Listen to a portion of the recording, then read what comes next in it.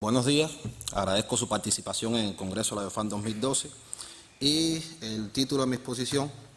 es, como decía el doctor, el veneno de escorpión cubano, Rhopalurus iuncius, cóctel de péptidos naturales antitumorales. Bueno, la respuesta así es un cóctel de péptidos naturales ya ha sido previamente respondida por la conferencia de mi colega, en la que hemos logrado identificar y aislar 5 péptidos como componentes de este veneno de escorpión, pero sí les pido que mantengan esa idea porque la vamos a ir viendo a lo largo de nuestra investigación y la presentación de estos resultados. Desde que en 1995 se identificara y aislara la clorotoxina proveniente del escorpión israelí Leiurus quinquestratus, ha habido un salto cualitativo en la investigación de los venenos de escorpión relacionados con el tema del cáncer, de tal forma que en la última década ha habido un aumento significativo de las publicaciones científicas relacionadas con este tema. ¿A qué se debe este salto cualitativo que se ha visto en términos de la investigación científica? Y es que previamente no existía antecedentes debido a que estos venenos son lo suficientemente tóxicos como para que preocuparan a la comunidad científica en términos de encontrar antídotos para sus picaduras más que el efecto antitumoral. Pero el aumento de la resistencia intrínseca que presentan los tipos de cánceres actualmente, incluso la resistencia que desarrollan y la carencia de efectividad de algunos fármacos de la medicina tradicional, han hecho que la comunidad científica se vuelque a buscar otras fuentes naturales para la investigación y la obtención de nuevos agentes antitumorales, y en ese término se enmarcan los venenos de escorpión. Pero adicionalmente a eso, las dianas celulares y los venenos de escorpión, que son los canales iónicos, realmente así habían sido muy poco estudiadas, y hoy día se conoce que los canales iónicos tienen una participación fundamental y prioritaria en el desarrollo de la progresión tumoral. Así que esta combinación de la identificación y la profundización de las dianas celulares presentes en células tumorales y la identificación de su correspondiente principio activo que puede bloquear estos canales celulares y provocar eventos de muerte celular, ha hecho que realmente se convierta en una herramienta terapéutica imprescindible la investigación de los principios activos de venenos de escorpión. ¿Qué características han tenido los venenos de escorpión como grupo o como fuente natural para la investigación en el cáncer? En principio, la identificación precisamente de estos péptidos que actúan sobre canales iónicos, pero han sido descritos alrededor de 1 o 2 péptidos precisamente en el grupo de venenos de escorpión que son tóxicos o causan problemas a la salud humana, mientras que en los venenos de escorpión que son utilizados en la medicina tradicional, dígase el Butus martensis, que en China se ha empleado durante décadas, durante siglos, para el tratamiento de diferentes dolencias, incluido el cáncer, se han identificado hasta el momento alrededor de 8 o 10 principios activos con potencialidades terapéuticas. Y el otro ejemplo que traemos es precisamente el caso del veneno del escorpión cubano, Rhopalurus iuncius, en el que también ha sido empleado en la medicina tradicional debido a la baja toxicidad que presentan estos dos escorpiones, y hemos identificado hasta el momento 5 principios activos. Esa es la gran diferencia que existe entre los escorpiones que son utilizados en la medicina tradicional y los que realmente presentan potencialidades tóxicas y que de todas maneras han servido como fuente de identificación de componentes. Y lo segundo que caracteriza a los venenos de escorpión como grupo es que presentan, se puede ver en esta lista de células tumorales, presentan una selectividad casi exclusiva sobre tumores de origen epitelial.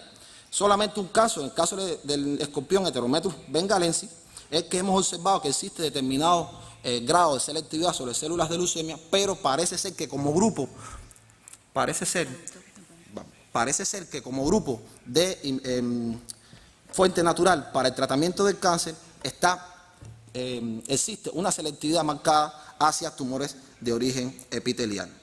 Eso mismo hemos corroborado nosotros en los estudios que hemos realizado previamente y que hemos expuesto ya en varias ocasiones, en varios eventos, en que hemos identificado que los tumores de origen epitelial humanos y murinos son sensibles a la afectación de la viabilidad celular por el veneno de escorpión. Pero además, esta afectación a la viabilidad celular ha estado caracterizada precisamente por una versatilidad en los mecanismos de inducción de muerte celular, en el que hemos observado en algunos casos la condensación de la cromatina,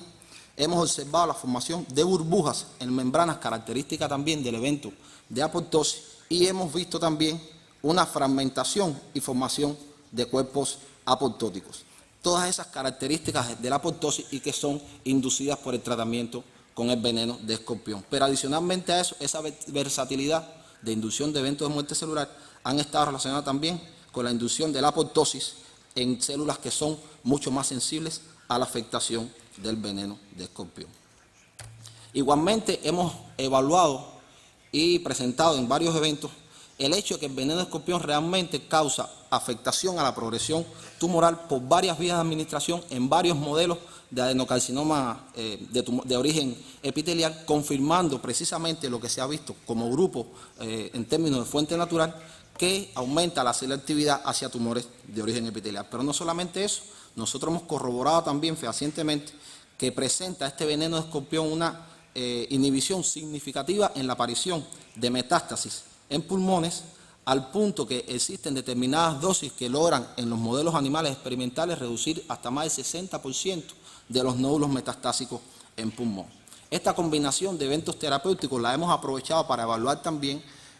su combinación con agentes antineoplásicos convencionales y hemos podido confirmar y corroborar que presentan una potenciación de los efectos antitumorales de los agentes quimioterapéuticos clásicos cuando son empleados en combinación.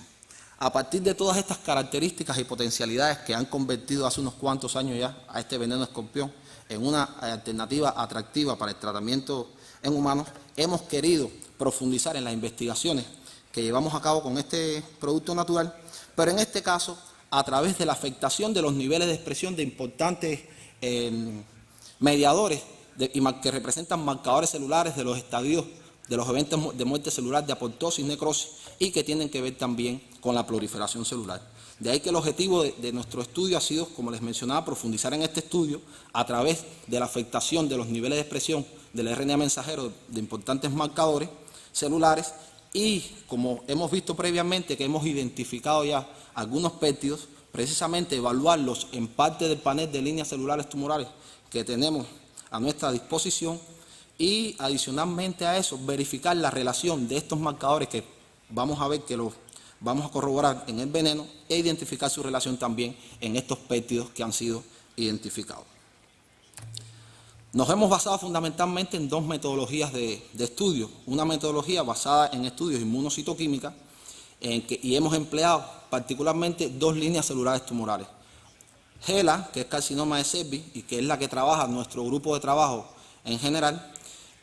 relacionada con una inducción del evento de apoptosis, es decir, el veneno de escorpión provoca la muerte celular por apoptosis en este modelo experimental in vitro, y vamos a utilizar también un carcinoma de pulmón de células no pequeñas, A549, que ya hemos conocido, corroborado y confirmado que el veneno de escorpión provoca necrosis. Los estudios inmunocitoquímicos están basados precisamente en que le hemos adicionado el veneno de escorpión a estas células tumorales y a diferentes intervalos de tiempo, hasta las 24 horas, hemos fijado esas células y le hemos adicionado dos tipos de anticuerpos secundarios. Primero, hemos fijado las células, le hemos adicionado un anticuerpo policlonal obtenido frente al veneno, que reconoce las proteínas del veneno. Inicialmente los hemos visualizado con un anticuerpo fluorescente unido a isotecianato de fluoresceína, que reconoce estos anticuerpos antiveneno. Y en un segundo estudio hemos incluido un anticuerpo secundario, por esta vez unido a la peroxidasa, para corroborar los estudios realizados. Y un segundo estudio estaba realizado precisamente con este tratamiento durante las 24 horas, con la extracción del RNA total y la evaluación de los niveles de expresión del RNA mensajero de tres proteínas fundamentales, P53, porque sabemos que P53 es prácticamente la proteína estrella relacionada con la inducción del evento de apoptosis. Hemos estudiado la proteína BCL2, que también está relacionada con la inducción del evento de apoptosis, pero en este caso desde la vía intrínseca de la inducción de la apoptosis relacionada con la mitocondria, y una tercera enzima,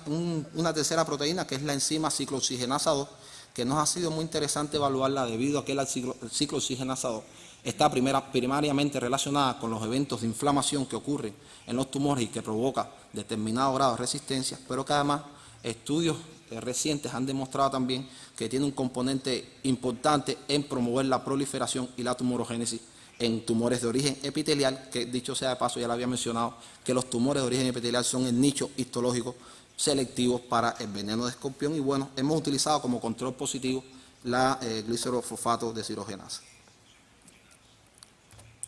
Un primer acercamiento a profundizar en estos estudios estuvo precisamente en detectar la localización celular del veneno de escorpión, en el que hemos podido corroborar que a partir de las 3 horas de exposición en los modelos experimentales in vitro, el veneno de escorpión se localiza tanto a nivel de membrana como de citoplasma,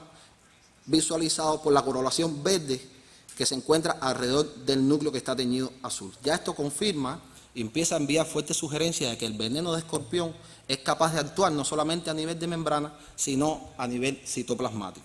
Este primer acercamiento pudo ser confirmado por los estudios de inmunocitoquímica con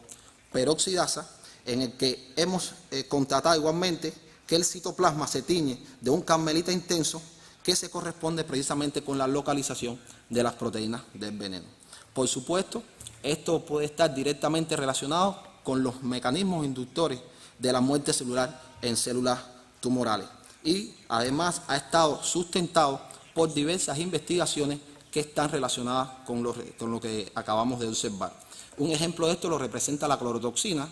que se ha demostrado fehacientemente que interactúa a nivel de membrana con canales de cloruro sobreexpresados en células de glioma, pero que además en estudios de internalización y radioreceptores se ha determinado que a temperaturas de 4 grados solamente se localiza a nivel de membrana, mientras que cuando se aumenta la temperatura a la temperatura fisiológica a 37 grados, más del 60% de lo que se administra in vitro es capaz de internalizarse, argumentando que existen mecanismos de transporte activos que pudieran estar involucrados con esta internalización. El segundo ejemplo está relacionado con la maurocalcina. Es una toxina proveniente del escorpión Maurus palmatus, que su característica de conformación secundaria le da la posibilidad de internalizarse fácilmente a través de la membrana celular y ir a actuar a su diana celular. La diana celular de este péptido se localiza en el retículo endoplasmático rugoso, ya que actúa bloqueando los canales de rianodina, que son canales que están involucrados directamente con la concentración de calcio en el retículo endoplasmático rugoso. Y otro ejemplo es el caso del escorpión Titius discrepan, en el que el veneno completo y sus péptidos han sido determinados que pueden internalizarse en el citoplasma y actuar a nivel de canales iónicos, casos similares a lo que hemos acabado de constatar.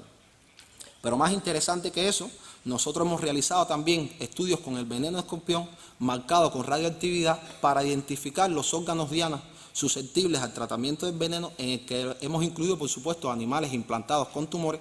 y en la evaluación del tiempo de residencia medio, a pesar de que en el tumor solamente llega el 3% de la dosis que se administra, con respecto, por ejemplo, a los pulmones o al riñón,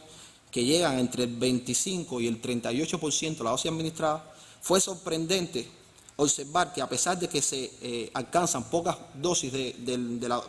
poca concentración de la dosis inyectada, el tiempo de residencia medio, es decir, el tiempo que permanece en el tejido tumoral, cuando hicimos ese cálculo, es significativamente superior al tiempo que permanece en pulmones y riñones. Y esta podría ser parte de la explicación, debido a la internalización del veneno en las células tumorales, podría ser parte de la explicación de por qué es retenido tanto tiempo en las células tumorales, lo que le da una mayor versatilidad en términos de tiempo de acción farmacológica. Independientemente de que sean los mecanismos que desencadenen la muerte celular, ya sea a nivel de membrana o por acción sobre compartimentos subcelulares membranosos, como puede ser mitocondrias, retículo endoplasmático y demás, realmente nosotros hemos podido verificar que el veneno de escorpión es capaz de actuar afectando los niveles de expresión de importantes marcadores celulares. Tal es el caso, por ejemplo, de la proteína, en el caso de la línea tumoral HeLa, que hemos observado durante las 24 horas de exposición del veneno de escorpión, que hay un incremento de la intensidad de las bandas presente en el caso de las 8 horas para el gen P50, para el RNA mensajero de P53, que se incrementa a las 24 horas en este mismo nivel de expresión. Nosotros, tomando la posibilidad de algunos software que dan la medición directa de la intensidad de las bandas, hemos graficado esta intensidad y hemos obtenido consistentemente que el veneno de escorpión es capaz de aumentar los niveles de expresión de la proteína del RNA mensajero de P53. Adicionalmente a eso, a la hora de realizar la evaluación de los niveles de expresión de la proteína del RNA mensajero de BCL2, hemos observado que ocurre lo contrario. Hay una disminución en los niveles de expresión del gen que codifica para la proteína BCL2 desde las 8 horas y hasta las 24 horas, y al graficarlo encontramos también que existe a las 24 horas una disminución significativa de los niveles de intensidad, lo que significa una disminución de los niveles de expresión. Por tanto, el veneno de escorpión en la línea tumoral HeLa provoca un aumento de los niveles de expresión de P53 y una disminución de los niveles de expresión de BCL2. Por supuesto, los niveles de reducción de la expresión del RNA mensajero de BCL2 puede ser consecuencia de precisamente el aumento de P53. ¿Por qué? Porque P53 es una de las proteínas principales que provocan el bloqueo en fases del ciclo celular temprana y que provocan la inducción de la muerte celular por apoptosis. Se activa tanto por daño genotóxico, por daño de radiaciones ultravioletas y por la utilización precisamente de agentes anticancerígenos. Este aumento de la sobreexpresión de P53 provoca la represión de genes antiapoptóticos, como es el caso de BCL2, por tanto provocando una disminución, y a su vez activa la transcripción de genes que contribuyen al proceso de apoptosis, como es el caso de la ruta metabólica relacionada con P21, que bloquea algunas ciclinas dependientes de quinasa. Por tanto, al bloquear estas enzimas provocan un bloqueo en la fase G1S del ciclo celular y contribuyen a que P53 pueda promover el evento de apoptosis. Por supuesto, nosotros habíamos evaluado previamente la consecuencia de lo que ocurre a nivel de expresión de RNA mensajero. Precisamente, el aumento de la expresión de P53 y la disminución de BCL2, nosotros habíamos observado previamente que provoca la condensación de la cromatina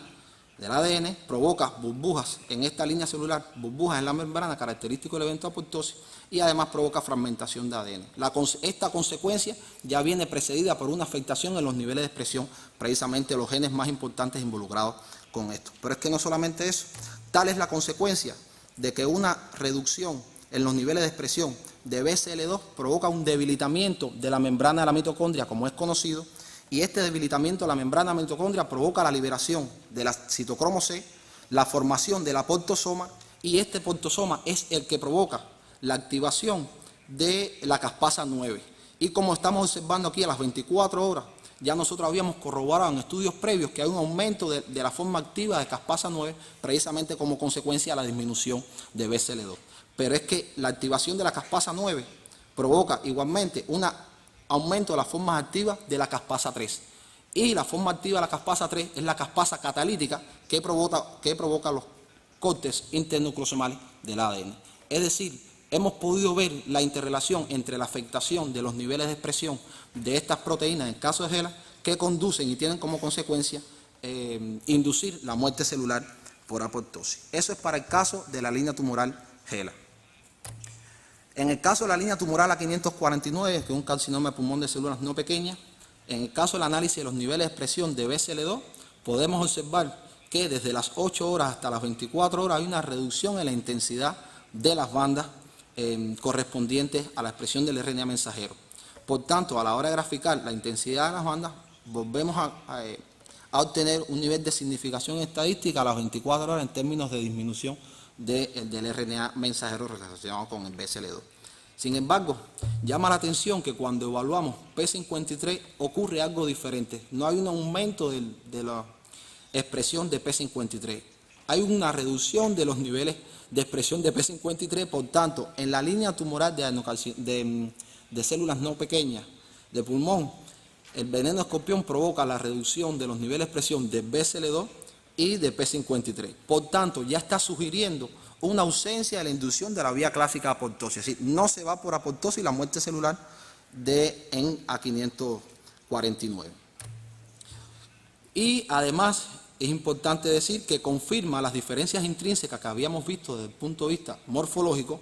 entre la inducción de la muerte celular en la célula HeLa y en A549, porque ya teníamos los precedentes de que en una se inducía apoptosis y en otra necrosis. Al estar bloqueada la vía y no tener la posibilidad de desarrollar la muerte celular por apoptosis, realmente hay otras vías que rápidamente se activan y provocan un efecto mucho más drástico en el metabolismo celular. Tal es así que podemos poner el ejemplo de la ruta metabólica relacionada con P16 y la proteína de retinoblastoma.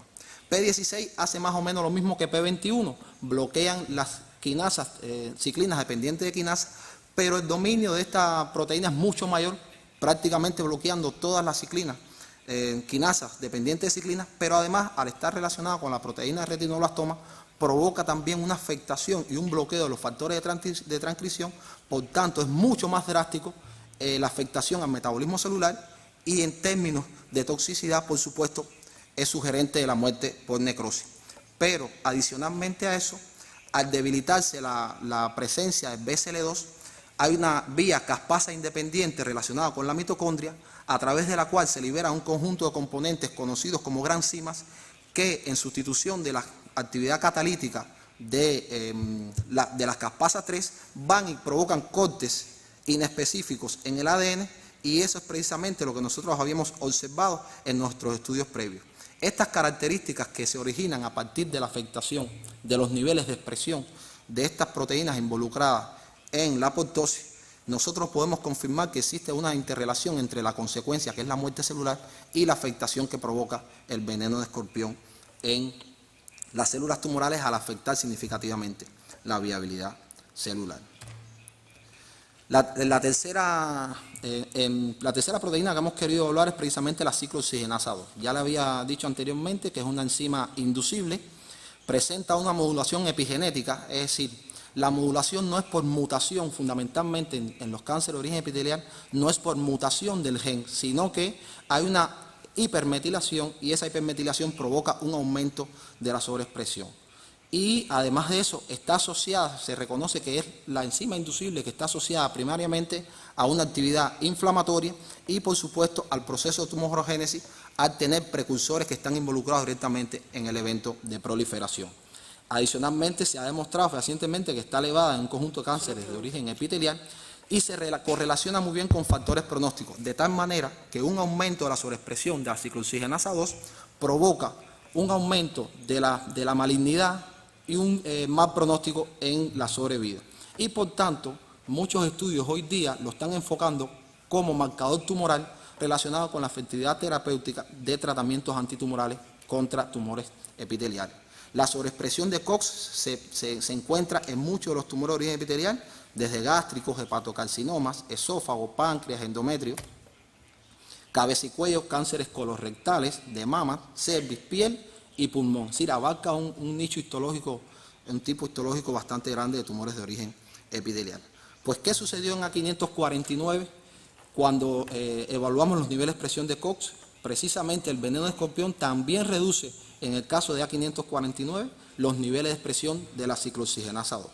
La ciclooxigenasa 2, particularmente en cáncer de pulmón, se encuentra elevada en prácticamente todos los estadios de la progresión tumoral, desde los inicios tempranos del desarrollo tumoral, pasando por las lesiones precursoras preinvasivas, pasando también por las lesiones invasivas, los estadios metastásicos. Incluso se ha encontrado que está sobreexpresada en las metástasis pulmonares que se localizan en los nódulos linfoides. Por tanto, varios estudios han correlacionado la sobreexpresión de COX con un mal pronóstico y un mal pronóstico terapéutico y en la sobrevida en tumores de origen, en tumores pulmonares, fundamentalmente de células no pequeñas. Por tanto, se le da una importancia vital en la patogénesis del cáncer. A partir de que nosotros hemos podido visualizar que el veneno de escorpión es capaz de reducir estos niveles de expresión de la ciclooxigenasa 2, podemos estar sugiriendo que podría representar un marcador tumoral de la efectividad terapéutica de este producto natural para cáncer de pulmón. Pero les había mencionado anteriormente que se encuentra sobreexpresado en un grupo importante de tumores de origen epitelial, parte de ellos evaluados en el panel de líneas celulares por nuestro equipo de trabajo, páncreas, cáncer colorectal, mama, cervix, piel y pulmón, han sido parte de las líneas celulares que hemos evaluado indistintamente en nuestros laboratorios de trabajo, y eso mismo lo hemos realizado para el carcinoma de cuello uterino y para un adenocarcinoma de mama, en el que a las 24 horas también hemos visualizado una disminución en la intensidad de las bandas correspondientes a la ciclooxigenasa 2. Por tanto, nosotros podemos predecir que realmente representa un marcador, pudiera representar un marcador de la efectividad terapéutica. Relacionando la ruta metabólica de la ciclooxigenasa 2 y sus potencialidades en el aumento del cáncer, los precursores que se originan a partir de la prostaglandina 2 son tributarios al desarrollo de diferentes tipos de tumores de origen epitelial, y debido a la importancia que tiene la ciclooxigenasa 2 en esta cascada de desarrollo de diferentes tipos de cánceres, es que se ha utilizado desde hace unos cuantos años los antiinflamatorios no esteroidales para disminuir el efecto nocivo del cáncer. Sin embargo, el efecto de los antiinflamatorios no esteroidales no solamente influye sobre la actividad fisiológica de la ciclooxigenasa 2, sino que también influye sobre la ciclooxigenasa 1, que tiene un papel mucho más fisiológico, y de ahí que han aparecido los eventos adversos fundamentalmente relacionados con eventos del tracto gastrointestinal y afectación al tejido cardíaco. Por tanto, a pesar de que es una terapia novedosa, realmente provoca eventos adversos. Sin embargo, nosotros hemos podido visualizar que tanto en estudios in vitro como in vivo este producto natural no provoca eventos tóxicos, y que la interacción que pudiera tener con respecto a la disminución de la ciclooxigenasa 2 pudiera venir más por modulación de aquellas enzimas que provocan su sobreexpresión, más que por la acción directa de esta enzima en particular, lo que sigue sugiriendo fuertemente emplear la ciclooxigenasa 2 como un marcador de la efectividad terapéutica del veneno de escorpión. Pero es que, como habíamos visto en la conferencia anterior de mi colega, a partir del veneno de escorpión también se han observado potencialidades terapéuticas en estos 5 péptidos que hemos identificado. De ahí que fue interesante evaluar también en estudios in vitro estos 5 péptidos en algunas de las células que tenemos en nuestro panel de evaluación, y viene a corroborar lo que decía también la doctora María Amparo sobre la selectividad que tienen estos péptidos dependientes del tipo celular, de tal manera que las células tumorales están presentando un patrón de sensibilidad dependiente del tipo celular. En el caso del péptido 1, esta línea de adenocarcinoma mamario MDA-MB231 no presenta sensibilidad en el rango de evaluación conveniado desde el punto de vista de los rangos de 4 a 100 microgramos por ml, y habla ya de una sugerencia de especificidad dependiente del tipo celular, y se mantiene la ausencia de afectación a la célula normal que nosotros empleamos en nuestro laboratorio, que es la línea de fibroblasto normal de pulmón MRC5. En el caso del péptido 2 hemos observado que en GELAS no presenta sensibilidad en el rango de concentraciones evaluadas.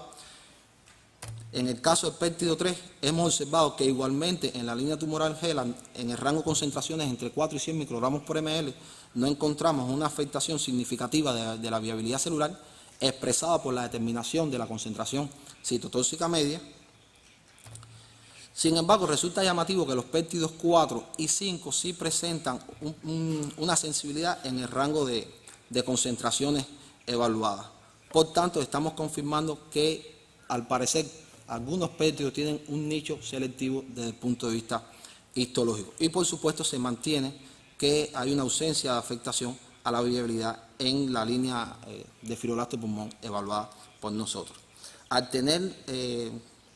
poseer el péptido 4 y el péptido 5 efectos similares al veneno de escorpión, los hemos tomado como referencia para evaluar el comportamiento de la expresión del P53, BCL2 y la ciclooxigenasa 2.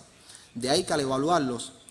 en los niveles de expresión de la proteína BCL2, hemos observado que tanto el péptido 4 como el péptido 5 inducen una disminución de los niveles de expresión de la proteína BCL2, a la vez que provocan un aumento en los niveles de expresión de P53, lo que está hablando de que individualmente estos péptidos son capaces de inducir la muerte celular por el evento de apoptosis.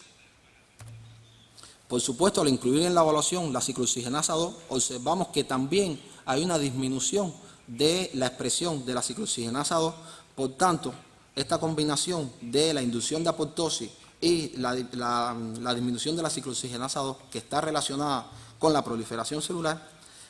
nos está diciendo y nos está sugiriendo que precisamente hay un bloqueo en el momento de la fase del ciclo celular que se relacionan con la proliferación celular. Por tanto, estos péptidos afectan ese fragmento del ciclo celular.